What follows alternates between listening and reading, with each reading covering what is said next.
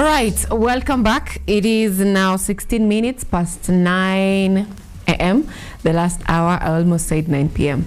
The last hour of Today-Biashara Tuesday, and at this point, it's a point where we are supposed to be taking a look at the state of our nation, and that means we'll be going through the newspaper headlines and getting a look of other stories in the newspapers. We won't be looking at each and every story because of interest or with the interest of time, but let me just take a brief look at the headlines before we introduce our guest in studio.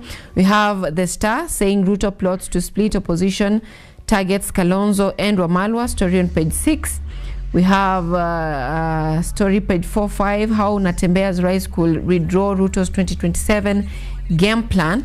That is still on The Star. Matters Politics, The Daily Nation, Matters Education, teacher split over Shah medical cover. Also, there's a story on wildlife relocated after takeover of expansive ranch, and that is a story where the wild animals are relocated to Nairobi National Park, saying that the place where they were is a private land. Police hiring stopped by the courts again.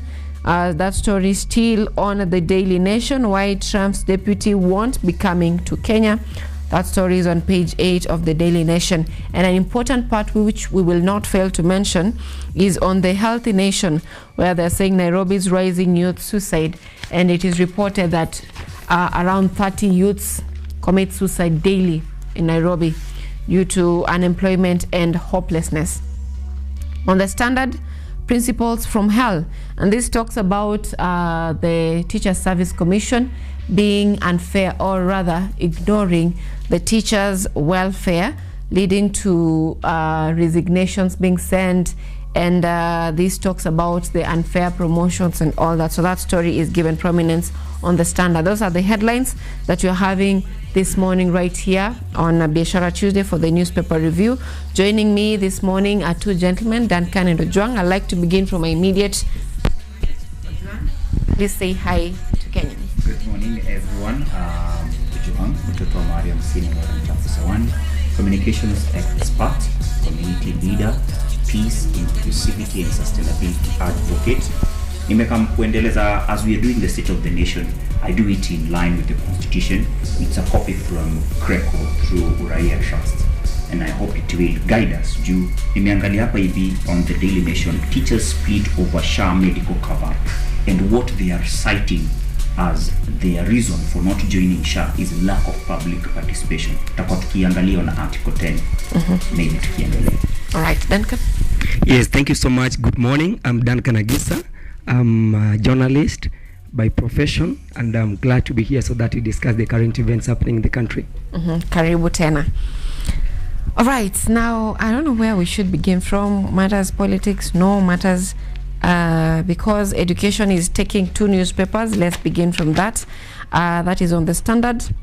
Corruption, entrenched tribalism, high-handedness and biased promotions have become familiar ills in schools. Strikingly, these malpractices are not introduced by junior staff or students, but by those entrusted with running the institutions. These are the people responsible for shaping the character of our children. Revelations by teachers who have endured the excesses of their superiors, whether online or through the media, often read like chapters from the fictional books, some of them rich in literature classes. That story is on page 4 and 5 on The Standard. Still on Matters Teachers Welfare, we have the teachers splitting over Shah medical cover. That story is also on The Standard on page 4. The Standard says teachers clash with principals at TSC, caught in between. The story on their Shah, teachers finally agree to join Shah after standoff with employer. That story is on page 6 on The Standard. The same story is on page 4 and 5, where they're saying just hours after top officials of teachers union signed a deal with the government to migrate the medical insurance scheme of over 400,000 members of the Social Health Authority, a section of tutors have expressed displeasure, citing lack of public participation. Primary school heads attending their annual meeting in Mombasa termed the transition rushed and opaque, and warned of backlash in the upcoming union union election. That story is on page 4 and 5 on the Standard. So we are talking on matters education, and today morning we are focusing on teachers' welfare. Teachers in the country, or the education sector, is among the sectors in the country that receive the highest form of capitation. And I know it's very important because an educated nation, an empowered nation, is a prosperous nation. And now we are having complaints. This is also a sector in our country that we have most number of strikes, most number of complaints about CBAs and all that. We have most number of cases where there are complaints of unfair treatment, most number of cases where we have corruption cases witnessed from employment, from recruitment, from internship, all the way to employment of TSC, to the Teacher Service Commission, all the way to deployment. We have so many complaints with the Teachers Service Commission, or generally the teachers. And on the side of NAT, I know I'm giving a very wide brief of the education sector. On the side of NAT, we also have them. Yesterday, we had them praise the government for considering their pleas. So we have mixed reactions. I don't know if it's a case that has been happening with the student council, where mnaenda State House, mnakunywa chai, mnapewa 10,000, then mnarudi nyumbani, and then everything is fine. I don't know if that's the case with the education sector, because we have one section saying that, you know, the government is working, we have more teachers, we have our dues, our complaints are being heard, that is from NAT. And then we also have another section saying that, you know what, there is mistreatment, there is a lot of ignorance from the commission, we have a lot of suffering, our dues are not paid. We have the GSS teachers complaining that what you are giving us is not enough to cater for us. So where does this put us as a country? Are we supposed to be listening to those who are commenting positively, or the ones who are negative? Where does this put the education sector in terms of fairness? Let me begin from you, John. In terms of fairness, we should look at everyone as a stakeholder in education, and the aftermath of all this. No Swahili wawili wakipigana nyasi kidogo. And nyasi in this case is our children. Nasema hivyo saizi naongea kama mzazi, ni vile BTS bikawa na nini. Is our children. So as mwalimu analia kukandamizwa, it affects his or her mental health, and may translate to how he or she is interacting with my kid in school, whatever level, whether it's nursery, primary or high school level. So that is why they keep saying, hey, serikali tuangalie sisi, mjali maslahi yetu, ndo tujali maslahi yenu. Because everyone knows that it is only through education that we can empower a nation. And what happens when that leader doesn't have goodwill to empower a nation? Kama hana goodwill ya empower a nation, it will be so hard for him to empower hiyo education. But katiba ilikuwa ina envision vitu kama hizo. That is why they give us an article 10 ya kuongelea national values and governance. Na hiyo article huanza na kusema that all these national values zina affect kila mtu. Ukuwe state officer, ukuwe public servant, ukuwe private, lazima ukuwe na hizi national values. Hizi national values wanakuwa wameongeza public participation. Apart from inclusivity, transparency, wanaongezaga public participation. Ndo tusikuwe na kitu inaitwa monopoly of brilliance, such that mimi leo naweza sema mimi ni chief hustler na nitoe mpango wa kuwasaidia watu hapa hivi, na niulete niwape hiyo project.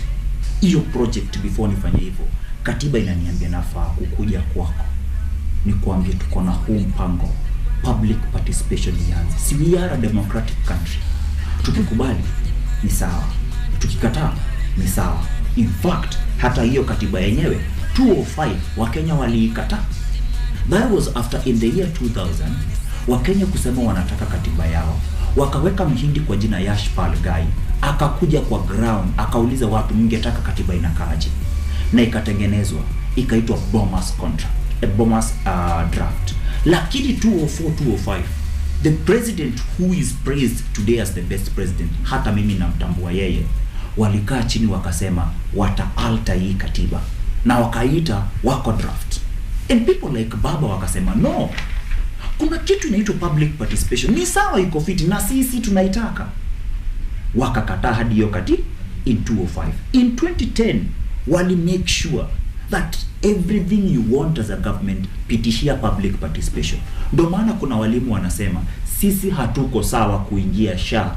Hatukatai unasema SHA ni mzuri, lakini tungeulizwa. Kuna mahali pia wanasikia wengine wakisema that walimu wanafaa wabaki kwa other medical schemes other than SHA. Kama sisi wote we are equal before God, si basi tukae kwa basket moja. Walimu wakiumia watoto wetu wataumia. Walimu wako na nguvu ya wao wenyewe kusikizwa through their unions. Shida ni wakishika secretary general hivi, si lazima mpate chenye mnataka. So walimu waongezeke kuweka unions. Isikuwe tu ni kubet pekee for the post primary teachers, ama NAT pekee, ama COSNET pekee. Walimu wa JSS wao ndo wanalia zaidi because hawajui kama ni walimu wa high school ama wa primary. Wafungue union yao na ikuwe strong, wakuwe na one voice in unity. Tutatoboa. Right, Duncan, let me get your perspective on the current state of education in the country. Okay, thank you so much, Sylvia, for welcoming here. In the sector of education, I think this is a sector that the government need to give an eye mostly to, because the country and the leaders that you have, all those have gone through education, wamefunzwa na mambo kama hayo. So we see this in the story that we're discussing about the teachers, vile wanadhalalishwa, kukandamizwa and all that. Personally, I'm not happy because I remember, nakumbuka the far I've come from, my mom kunipeleka shule and all that. Wale walimu pia wamechangia. Licha ya mzazi wangu kuwa wa kwanza kunifunza, pia walimu wamechangia. So when I see my fellow teachers ambao wamenifunza different units up and all that, colleges, secondary school and as well primary school, waikandamizwa na hisi kwamba I'm not comfortable. The teachers need to budget ambayo huwa inatolewa na serikali inafaa mostly inaangazia maslahi ya walimu. Kuna mwalimu ambao yuko shule fulani anafunza, lakini she is not comfortable. Why? Huyu mwalimu unapoangalia pesa ambazo analipwa ni kidogo sana. Anapoangalia huyu mwalimu pia kuna vitu vingine analazimishwa aingie darasani, lazima afunze, whereas this teacher yeye mwenyewe akiangalia malipo ni ndogo. Mara unapata wale walimu wakuu wanakuja pale wanamgombanisha, mbona unaingia darasa, pasipo kuangalia ni nini ambacho kimesababisha huyo mwalimu kufanya nini, kutoingia darasani. Kwa hivyo maslahi ya walimu ni maslahi ambayo yanastahili kuangaziwa zaidi with the government, because we need the leaders in the times to come. Right now as a country, kila ambacho tunapigania ni uongozi. Na uongozi huu unakuwa run with the people who are educated, people who are very smart, people who are able to solve solutions, people who are not after looking at their kujibenefit wenyewe, watu ambao wanaangalia suluhisho ya jambo fulani, si kuangalia tu hivyo na hakuna suluhu. We need leaders ambao wako educated, na ndipo wao educated lazima teachers hao wapatiwe, hakikishiwe kwamba wanapatiwa pesa vizuri sana, wanasikizwa when they air their grievance. In fact, I was having a look at these are page 2 and these are in the standard vile they usually air their grievances and they are not heard. And they are not heard by the principal. Sometimes unapata wanaingishwa kupitia kwa corruption. There are teachers that unapata kwamba wamesoma lakini wako hawajaandikwa. Whereas we saw the president on Sunday when he was talking to Al Jazeera TV. Imagine speaking to an international television na unaongea uongo. Surely. Tumejenga madarasa, tumefanya nini, na tunaona ni kidogo. So there is no way you can go to counties like 3 in our country. We have so many counties like 47 na kuzidi hapo, lakini there is no way unaweza county kama 3 4 ujenge madarasa kidogo then useme I have done something. No, I'm not happy. So walimu wote wanastahili kushughulikiwa maslahi yao, kuanzia malipo yao, wasikizwe, na pia hata katika bima ya afya washughulikiwe, kwa sababu you cannot teach a student, you cannot teach children when your health is unstable. Lazima afya yako iangaliwe, ndio ukisimama mbele ya watoto ukismile wanafurahia pia. Yeah. I think we got into this problem when we began politicizing the education sector, using it as a campaign agenda. Everything is political in this country. If we respect this constitution, because you will find out that you can be qualified as a teacher, you've even graduated from best universities like Kenyatta University, but you will still not get employed. But you will hear these jobs being dished out by members of parliament, that they've gone, they've sourced, they said they've lobbied from the TSC on behalf of the teachers in their respective constituencies. Now these teachers will have to go na waanze kuomba wakimhesh akitutam ndo wapate kamoja. It's all political. We have to understand the constitution so that we can be able to help our social and economic lives, because they are all connected. All right. Na ndio maana kila mtu huwa unaenda kuvote. All right, now let's move on to a different story that is on the Star. I know both of you don't have the Star, but I'll just give you what is happening. So Ruto plots to split opposition, targets Kalonzo and Wamalwa. The same, that story is on page 6 on the Star. On page 4 and 5, still on matters politics, they're saying now how Natembea's rise could withdraw Ruto's 2027 game plan. Initially, we have, following the death of Raila Amolo Odinga, we had divisions, especially with the ODM party.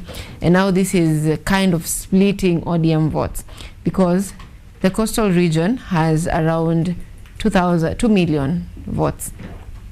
We have the Nyanza region.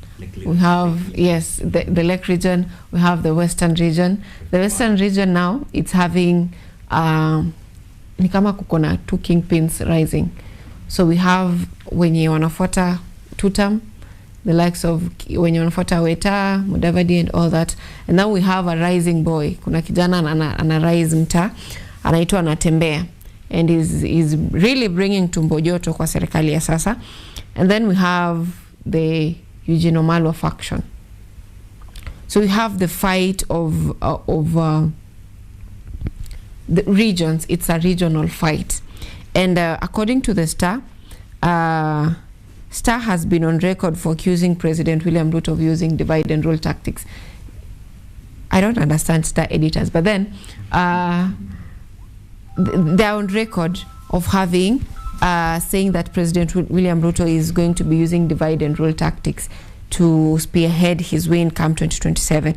Now, from where you sit, is this something that is a possibility if Ruto secures? I know it's too early to make these predictions, but if Ruto secures the Western region, the Nyanza is already divided, because there is a division between the young people and the elder people, who some of them are saying that you know, the young people should be given an opportunity to be leading. And we also have the older people who are saying that, you know, we are supporting the government until 2027. Now, my question comes in is, if Ruto manages to divide the opposition, the united opposition, is it a straight win for him? That is, come 2027, is it something that he will get it automatically? Let me begin from you, Ojwang. Nothing is automatic in this country as long as the youth are concerned. That is why even the old people are calling themselves youth.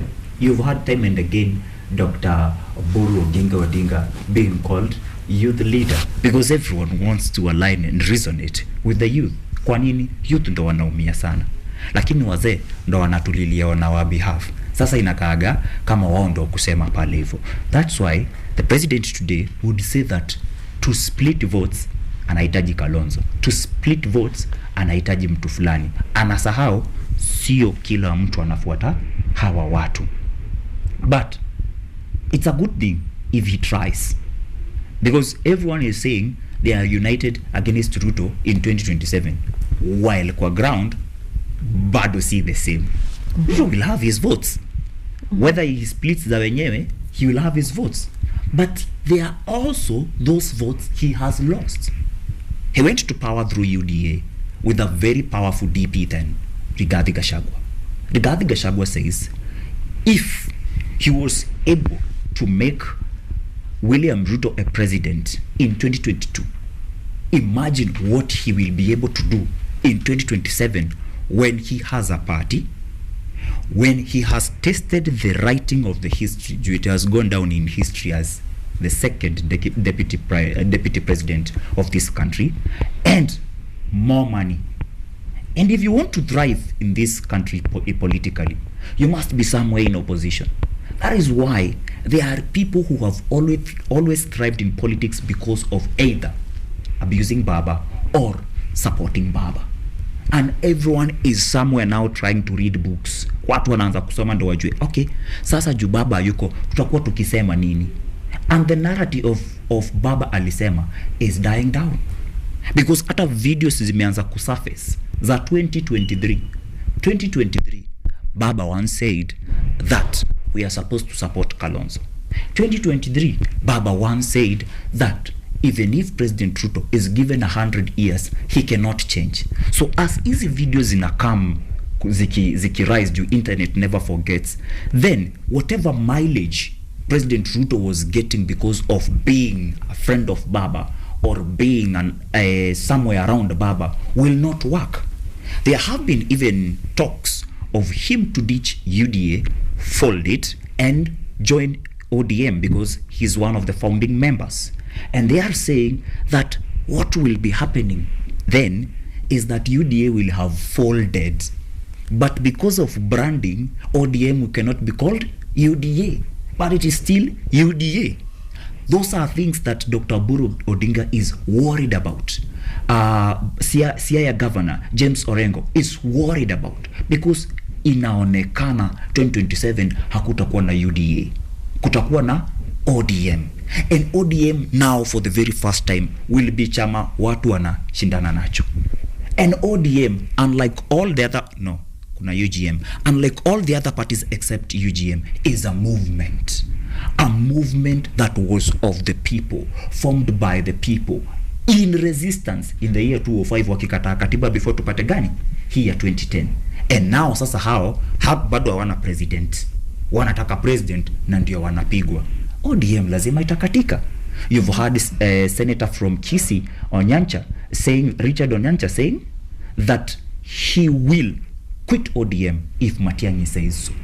So as to near the 2027 elections, we are not expecting to have a strong ODM or a strong UDA. Things are not going to be as usual. Yeah. Now, Duncan, from where you sit, could former Deputy President Rigathi Gachagua be the strongest setback for President William Ruto right now?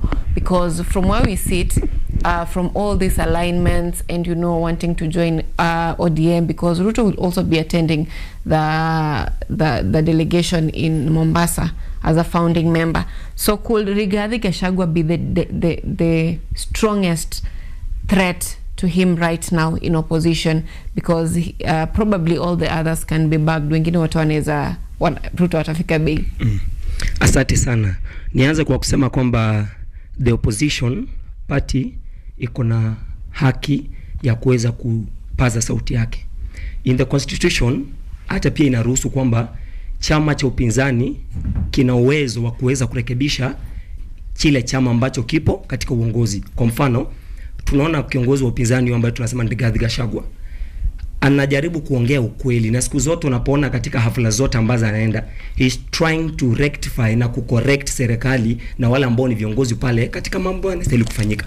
But we see the government that is in that is UDA ambao sasa inaendeleza na kushughulikia masuala ya wananchi na mambo kama hayo, haitekelezi mambo yote ambayo yanastahili. So we hear him akijaribu kurekebisha hii, like we heard of the other time Rigathi Gachagua akisema kwamba kama anaweza patiwa nafasi ya kuwa president, kuna vitu fulani lazima rekebishe, kumaanisha kwamba kuna vitu ambavyo the president ambao sasa yupo tuko naye William Samoei Arap Ruto ambavyo hajarekebisha.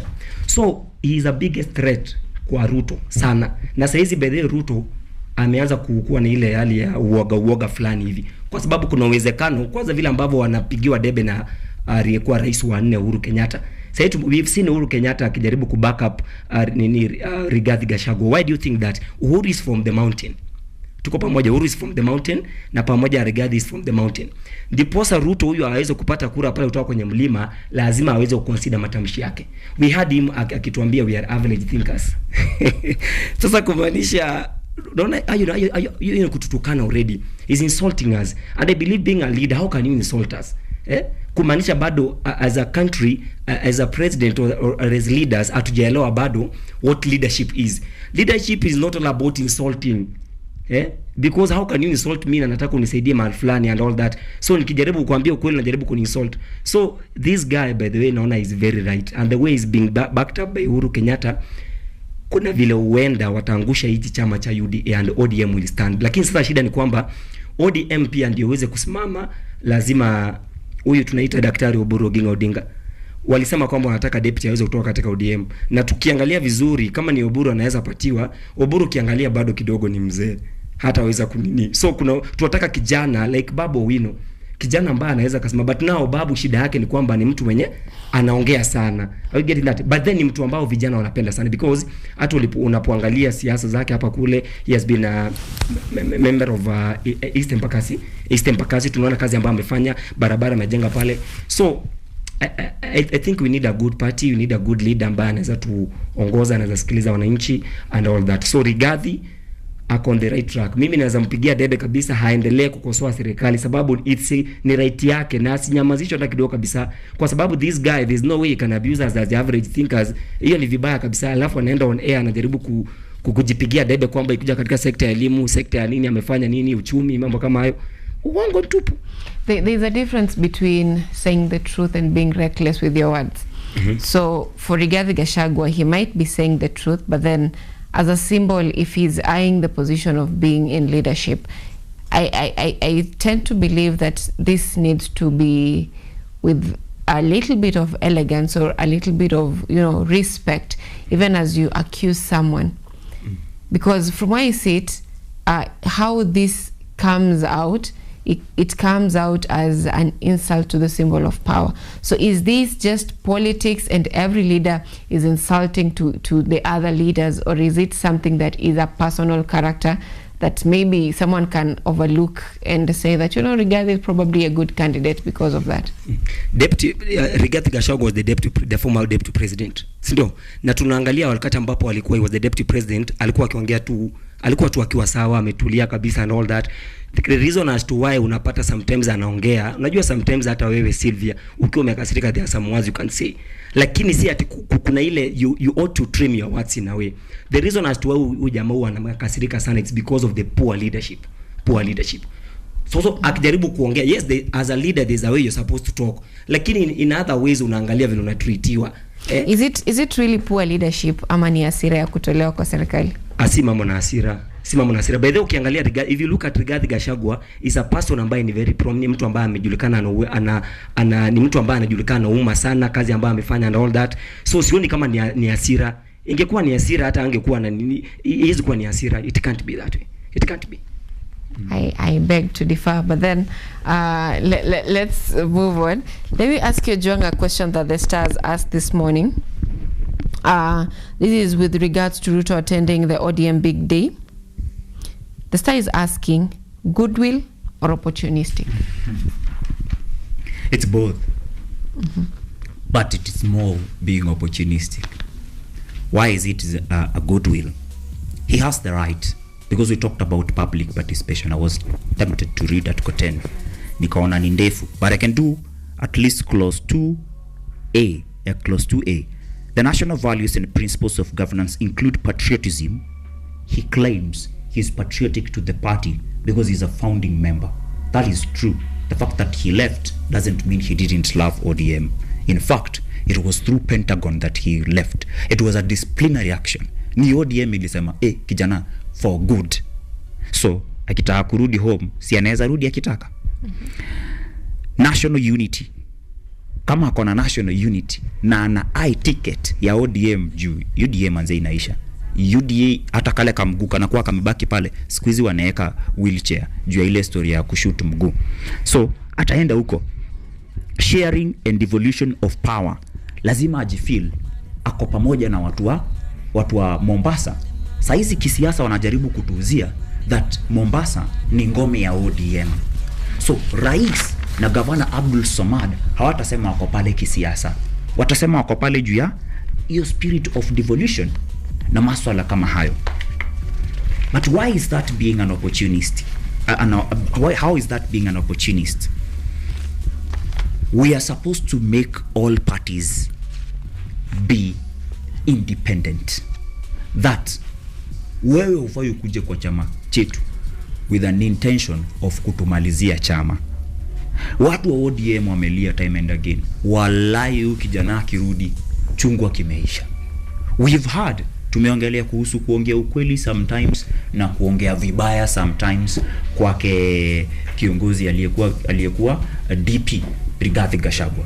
Today I say that if you follow your constitution rights and the national values are in you, hakuna mahali wewe kama kiongozi unafaa kuongea matusi. Because if you have national unity, nikitusi huyu na ni kiongozi, kumaanisha kutolewa ofisi haimaanishi yeye si kiongozi. Baba ameaga akiwa CGH upatwa na marais pekee. We recognized him as a leader even when not elected. So Rigathi bado ni kiongozi. In fact, ni party leader.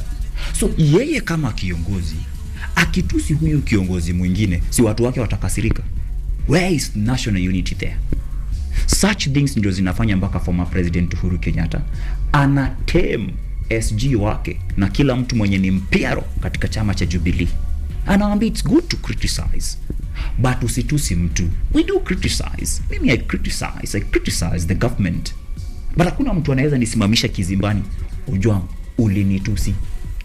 That is going against the national values of us as a country. So kama kuna goodwill, Ruto afai kuingia chama cha baba. Anafaa aache chama cha baba, kama kitakufa kikufe on its own. But kama ni ukweli, huwa anafurahi venye anasema, anakipa kirudia that the only competitor wake aliaga, and he is proud of that. Then ataingia ODM na ODM itaisha on his own account, vile CCM imeisha on account ya Mama Samia. All right, now I want us to take a look at social issues, and this is on the Standard, the healthy, where is it?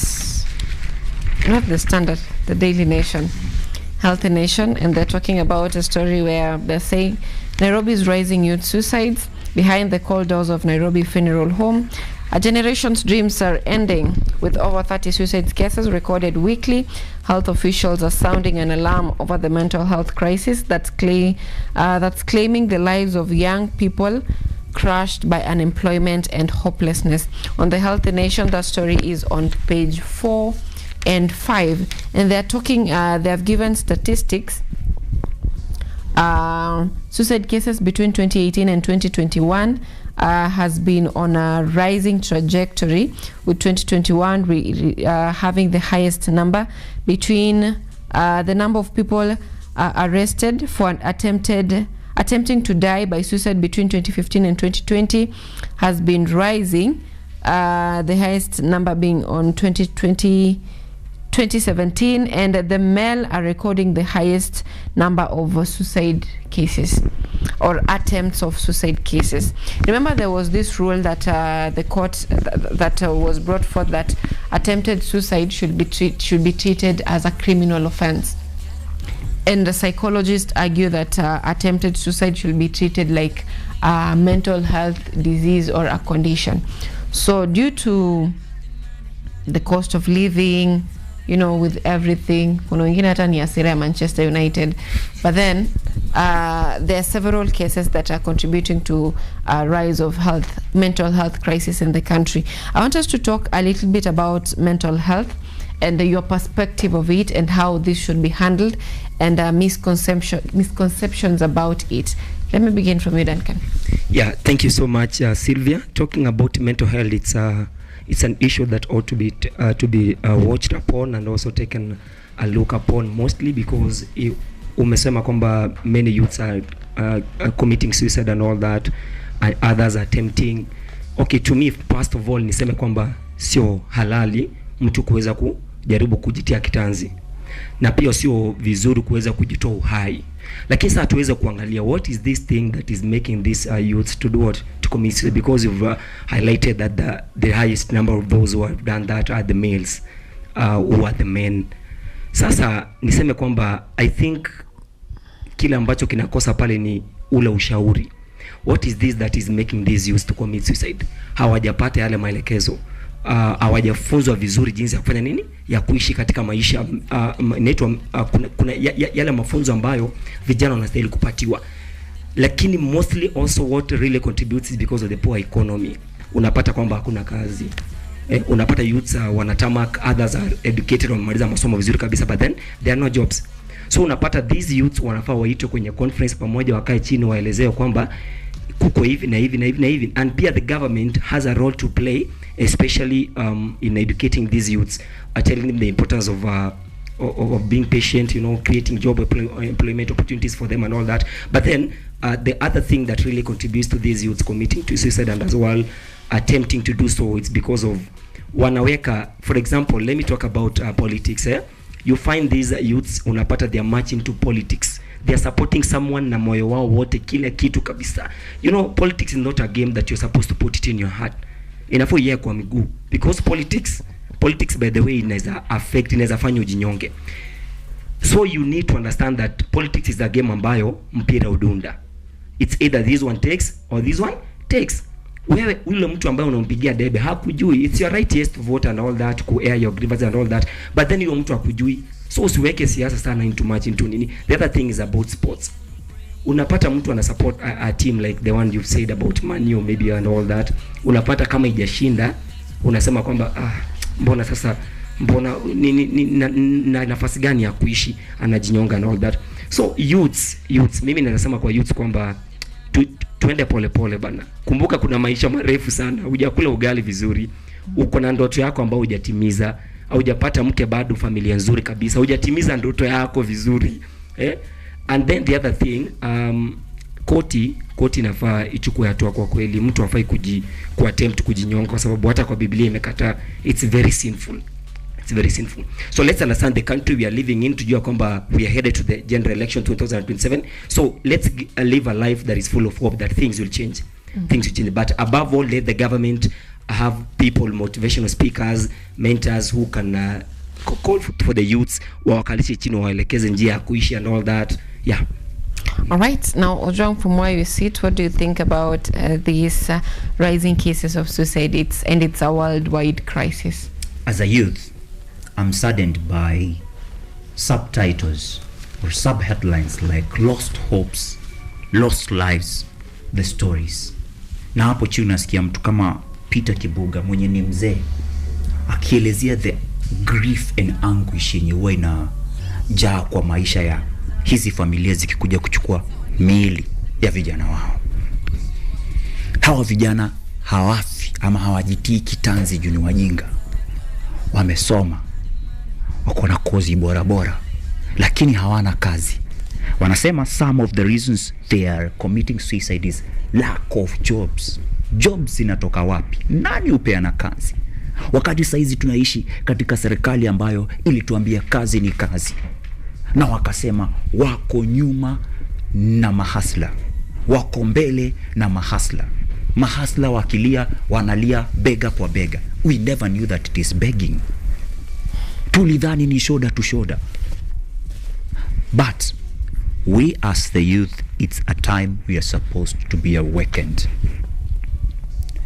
If the society has accepted that suicide is normal, we should say it's not normal. Saizi suicide inakaa kitu normal. It's an end result. Uko na shida zako hapa hivi za mental health, unatik solution 1 did not work. They always have solution 5, which is suicide. They are even bold enough to write suicide notes.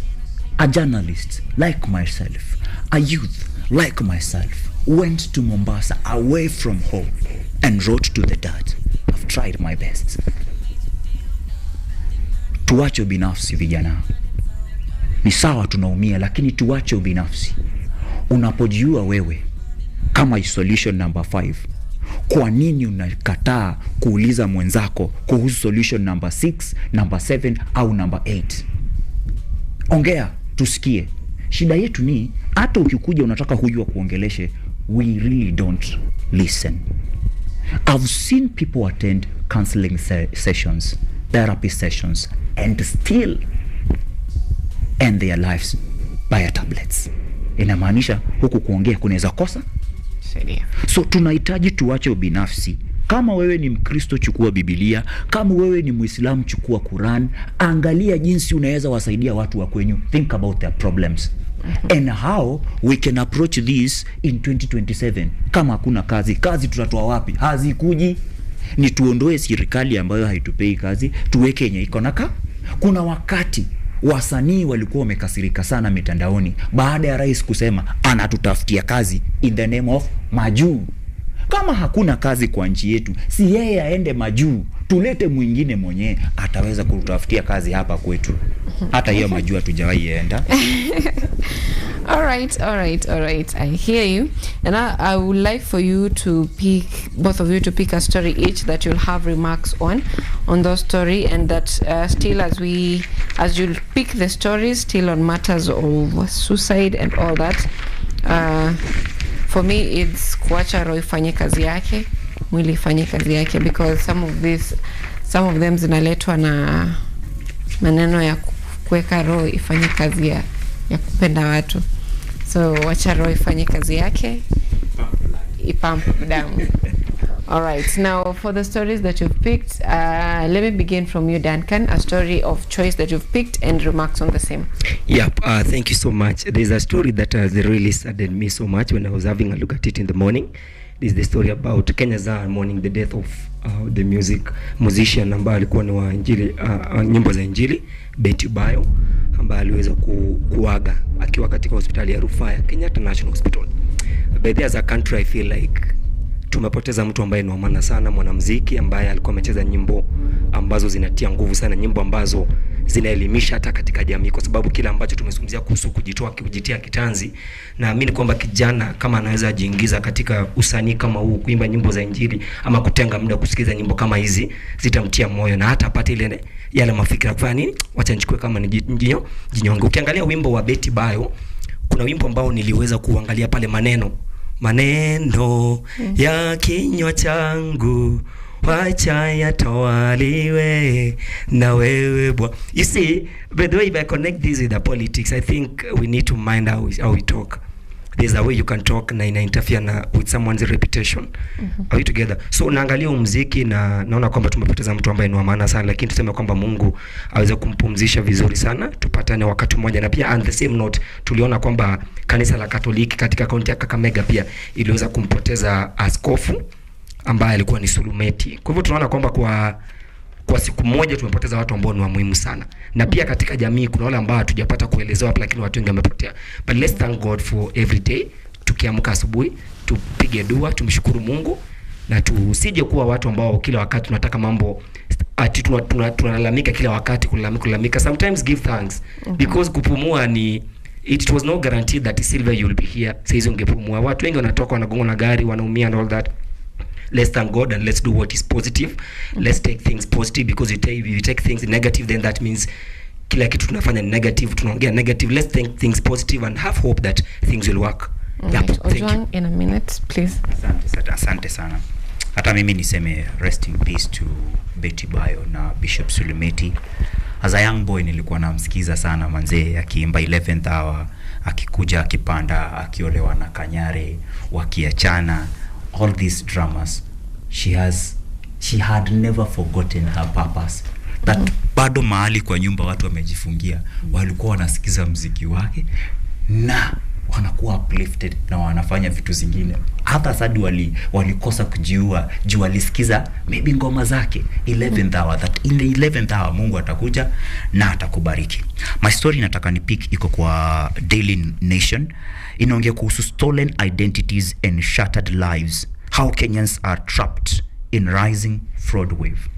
A story is given ya jamaa anaitwa Boniface hapa, of how unaingia kwa bank, unataka kufungua bank account uanze kusave, but unaingia pale unapata wanakuambia wewe hatukujui.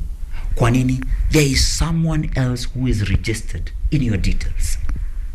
In 2022 I got into CRB. I asked myself why, and I started to follow up. How did I get into CRB? Juu kama ni branch nilikuwa nimewalipa, kama ni Tala nilikuwa nimewalipa.